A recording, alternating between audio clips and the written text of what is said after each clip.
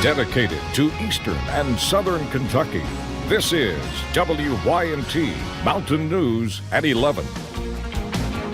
Good evening, I'm Justin Case. In just 11 days from now, more than 100 state-funded agencies are at risk of surging pension costs. Right now, pension contributions from quasi-governmental agencies such as health departments, domestic violence shelters, and regional universities sit at just under 50%. If no new bill is passed by July 1st, they will have to contribute more than 80%, which could bring layoffs and other cuts. Today, I met with local lawmakers to learn what they are doing to prevent difficult times for our valuable resources.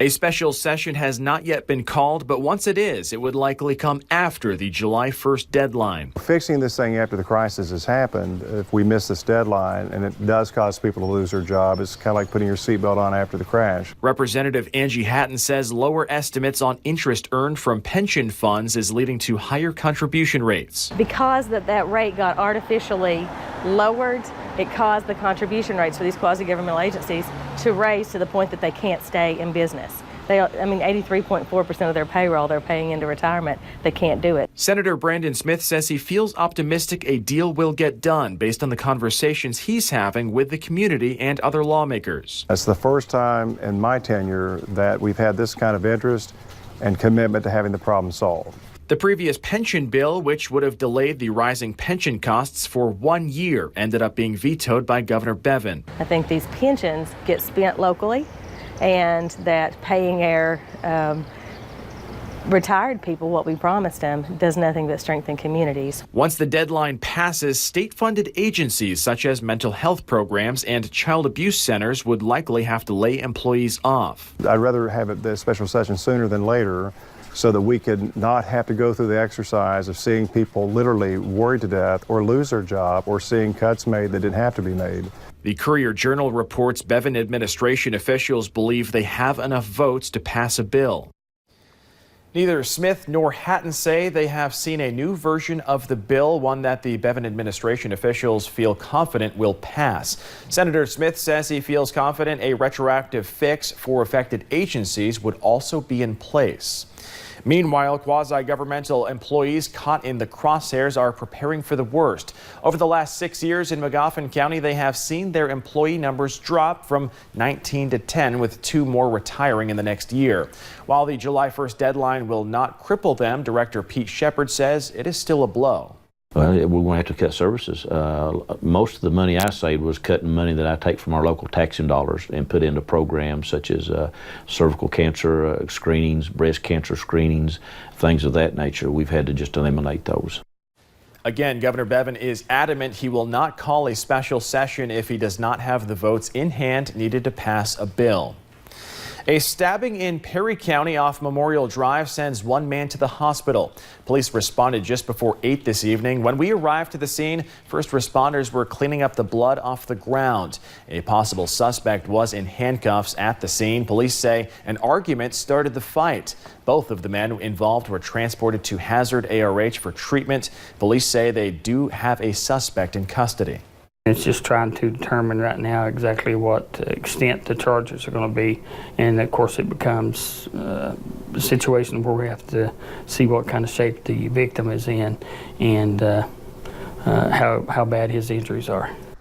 The victim is in serious condition. Police say there is no further threat to the area. Investigations will continue. We are still waiting for an update on almost a dozen lost hikers at the Red River Gorge. We first told you about this story at 6. The Powell County Search and Rescue Team says the hikers were dropped off last night. No one's heard from them since. Crews are searching in the Grays Arch Trail area. Flooding in Pike County Wednesday evening resulted in one woman losing the place she calls home. Water rose over the roadway on Stillhouse Avenue in Elkhorn City, closing off the road for a while and ultimately damaging a home. Connie Hill, the renter, she says she left home to wait out the rain and came back to a devastating scene. Then last night I was gone, and while I was gone it came at real bad rain, and then it flooded probably about 2 foot in the house. Hill says she lost a lot of her personal items and furniture, but she feels blessed to have gotten out unharmed.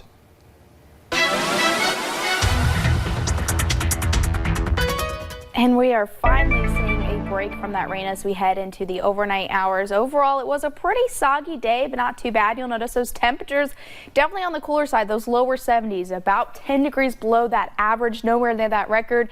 That low of actually 65 this morning, right there near that average of 64 for this time of year. But soggy conditions early today with just pop-up showers and storms as that front continue to push through our area. Now we're starting to see a little bit of some clearing out, maybe a stray shower here and there. But temperatures, they're into those mid to upper 60s, a little bit cooler as we head into the overnight hours due to that cold front pushing in. You can see those winds already shifting from the west to northwest, anywhere from 5 to 10 miles per hour. That'll keep us cool as we head into the overnight hours and into tomorrow as well. And tomorrow, first official day of summer beginning at 11:54. Sunshine throughout the day, more storms though as we head into the weekend, and will be drier as we head into the new work week. I'll have a look at that full forecast coming up in just a few short minutes.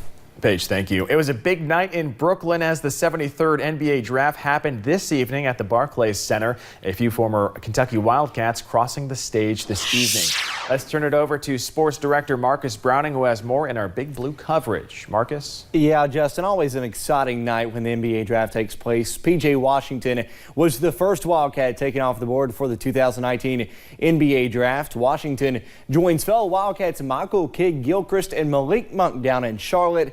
P.J. said returning to Kentucky was a wide decision, saying he doesn't think he would have been a first-round draft pick had he left after his freshman season. Just one pick later, the Miami Heat selected the bucket, Tyler Hero, with the 13th overall pick. Hero was just the second pick that Miami has made since choosing Josh Richardson 40th overall back in 2015. The Heat didn't have any picks in 2016, but they did choose former Wildcat Bam Adebayo with the 14th pick in 2017. Heat didn't have any selections last year either. PJ and Tyler make the third Wildcat duo to go back-to-back in UK history. The third Wildcat taken this evening just a few moments ago was Keldon Johnson, with Keldon going 29th overall to the Spurs.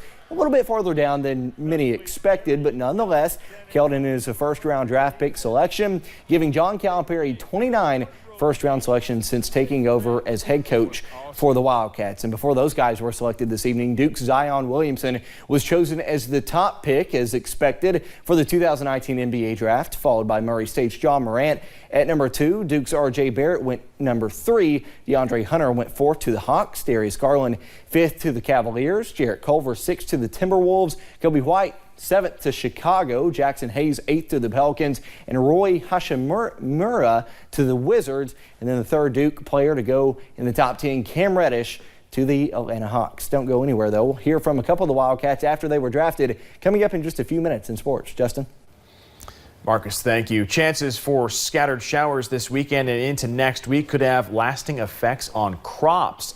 Agriculture agents like Charles May urge people to resist temptation. If the ground is wet, try to stay out of the fields. Wet weather leads to poor pollination, and humidity causes bacteria to grow. But when it rains and sprays used to kill fungus become a waste. Contamination also becomes a risk with water flow. Corn and other things that's higher and it didn't get close to those, well, those probably still could be harvested, but the things that got underwater, obviously they need to be thrown out. AG specialists say contamination is caused by more than water. If bacteria is growing in your garden, be aware that walking through rows of damp crops could spread diseases. Coming up at 11, embattled Alabama Republican Roy Moore says he is once again running for Senate, while he says he's going to fight for the seat. But first, a severe drought and scorching temperatures leave an entire city in India short of water. And we are finally seeing a break from the rain, but for how long? I'll have a look at that full forecast coming up.